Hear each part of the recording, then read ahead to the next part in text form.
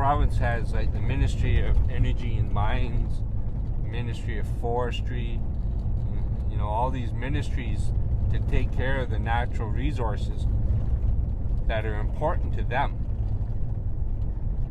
so that they can extract them and sell them for money and create revenues. But they have a treaty obligation to us to ensure that our natural resources, the moose, the elk, the deer, the habitat, the fish, are still here for us to use. And they haven't been managing that. H2S is hydrogen sulfide, and it's poisonous. And you can't tell if it's around because it's odorless. And it's something like 1 parts per billion can knock you down.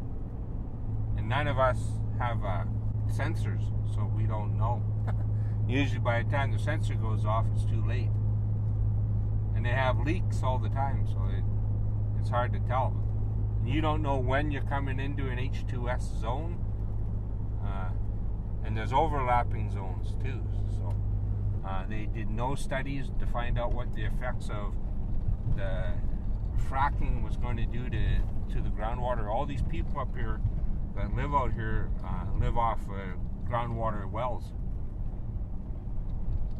And right after they started developing shale gas here, a whole pile of these places up here, their wells all went dry. And nobody could explain what happened, why it happened. Now lots of these people have to truck their water in. You know, that's an added expense. But it's not their fault. They had water before, now they don't have water, and they don't get compensated for that. Progress has a pipeline, a water pipeline that comes out of the Willson Reservoir, and it's permitted for 10,000 cubic meters a day. So when they're in production, they can use up to 10,000 cubic meters a day. That's one company out here. That's how much water that they use. And they use fresh water. They bring it out here, they pipe it out here, and they use it, and then they dump it down into a deep well aquifer to get rid of it because it's so contaminated after they use it. They got to get rid of it. All this is all fiber.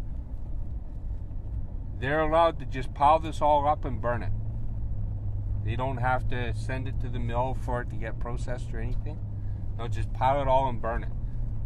They figure there's more lumber lost through the oil and gas industry every year than they actually log. I have no idea what this is. Oh, this is a camp. Cambrian Operators Camp.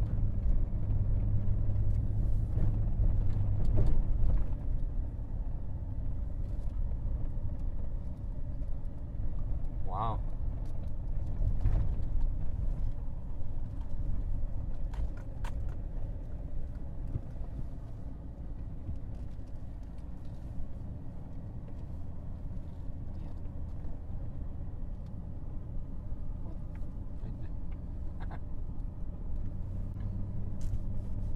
And all fenced off.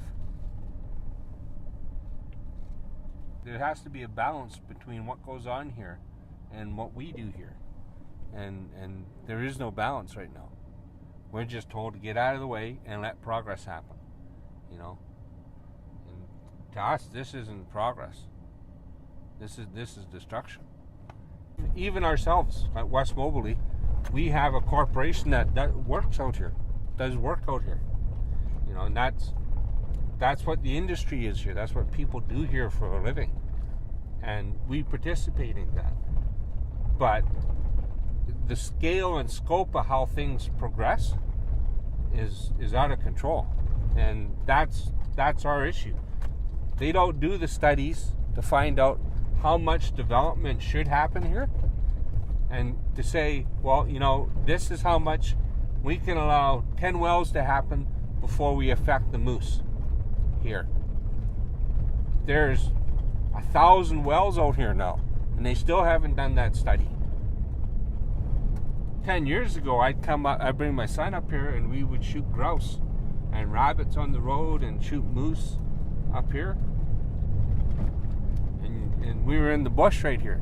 This road was a skinny little road. You had to have a 4x4 to get in here, so not a whole lot of people drove down this road.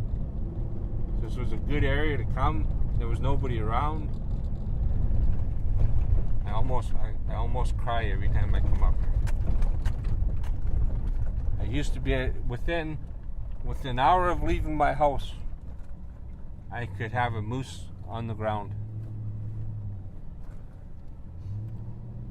Now I can't. I can't come in here anymore.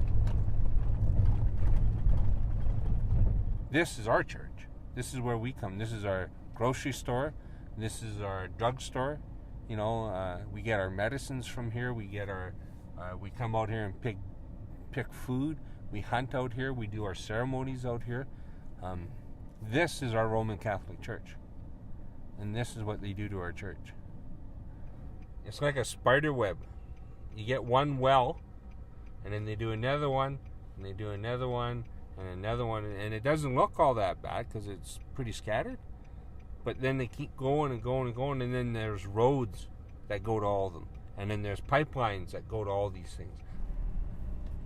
So how many facilities? That's 1, 2, 3, 4, 5, 6, 7, 8, 9, 10? On 52 kilometers that we've driven. So every 5 kilometers, we've seen something.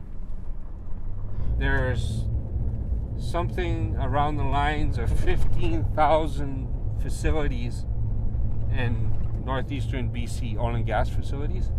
There's over 30,000 oil and gas wells in northeastern British Columbia, and there's over 100,000 kilometers of pipeline up here.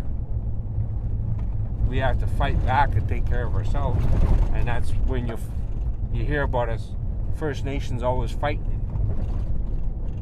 Well, now you get an idea of what's going on, why they're fighting. We're fighting for our mere existence.